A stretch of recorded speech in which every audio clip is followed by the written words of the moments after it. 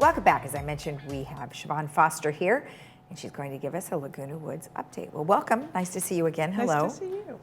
So, interesting. I was looking over the information that you had, and it's all about Gate 12. And so I had asked you and said, well, you know, what is it about Gate 12 that they need to spend extra time? So people are sneaking in? Non-residents have a tendency to sneak in and use pickleball courts, golf course, lawn bowling. Wow.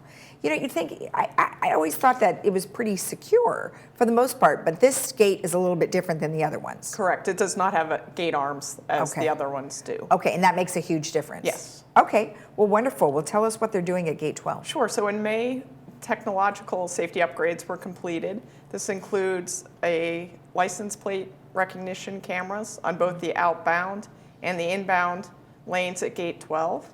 And then overview cameras to capture incoming and outgoing pedestrian and vehicular traffic to enhance security. Okay. So we can tell who's coming and who's going. Right, right. Here are some examples of the overview cameras. This is showing the gate as a whole. And then the next picture you have shows the exit approach to Gate 12, just showing you some examples of what security can see. Okay, okay. We also want to touch on Gate 12 safety procedures.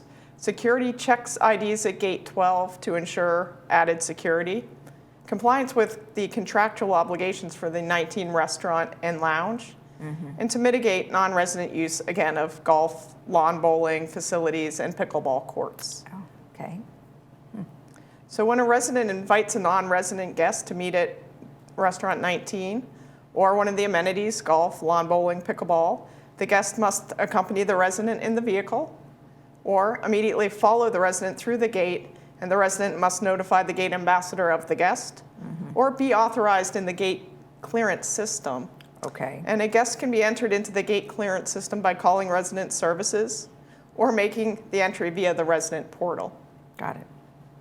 And as a reminder, guest passes issued by resident services or those provided by Dwelling Live are not accepted for entrance into Gate 12. This is a little different from other gates. Okay. And this is because the printed guest pass issued by resident services can be good for up to a year. And printing of any passes at the gate would back up traffic. Sure. So we ask that you use the gate clearance system electronically. Okay.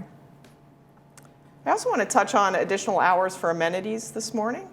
VMS thanks residents for their partnership. VMS is working diligently to restore amenity hours limited by pandemic restrictions and the nationwide staffing shortages. To that end, VMS created a new part-time recreation leader, community center attendant position, encouraging our residents to apply. And thankfully, residents have been very supportive, and we're continuing to add amenity hours. Great. So our thanks to our residents. And on the next slide, I just want to share the new hours that have been added. Recreation staff is now taking reservations for clubhouses 2 and 7 for events. And table tennis hours have expanded, and the facility is open for extended play Monday through Friday from 8 a.m. to 9 p.m. And weekend hours are from noon to 5 p.m. A lot of people are happy about that. Yes. There's a lot of people that play table tennis. I was so surprised. There are. And then as a look ahead to our future hours for amenities that we will be restoring, we are striving to add room reservations at the Performing Arts Center, as well as expanded hours to open the box office and billiards room daily.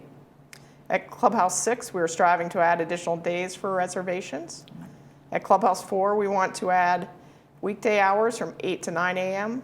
and weekend hours from 8 a.m. to 10 a.m., as well as 2 to 4 p.m. in the afternoon.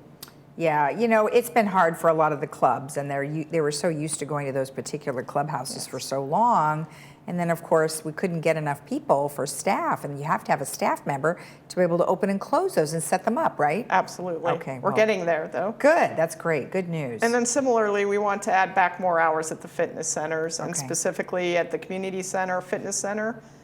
We'd like to add Monday through Friday from 5:30 to 7 a.m. and 7 to 9 p.m. In the evenings, Monday through Friday, and then Tuesday and Thursday from 8 a.m. to 9 p.m. Similarly, at the Clubhouse 1 Fitness Center, we'd like to be able to add Monday through Friday hours from 5:30 to 7 a.m. and 7 to 9 p.m., as well as Tuesday and Thursday hours from 5 to 9 p.m. So those are our priorities as we get additional staffing to great. bring everything back online to where it was pre-pandemic. Yeah, well, levels. we're getting there, like you said. I think that's Yes. great, and it's good to know that there's added security, because I'm a little surprised about how people can sneak in over there at Gate 12, but now that you pointed out all those things, it does make a lot of sense. Now, in regards to those community center hours, more power to you if you're getting up at 5:30 in the morning. That's crazy, right? But although I think you get up pretty early to drive out here, so we understand that. Thank you so much for the information. You're welcome. We'll see you again next Have time. a great day. All right, you too. If you want more information about anything that we have discussed today, you can always send an email to generalmanager@vmsinc.org, and it will be sent to the appropriate person. We'll be right back.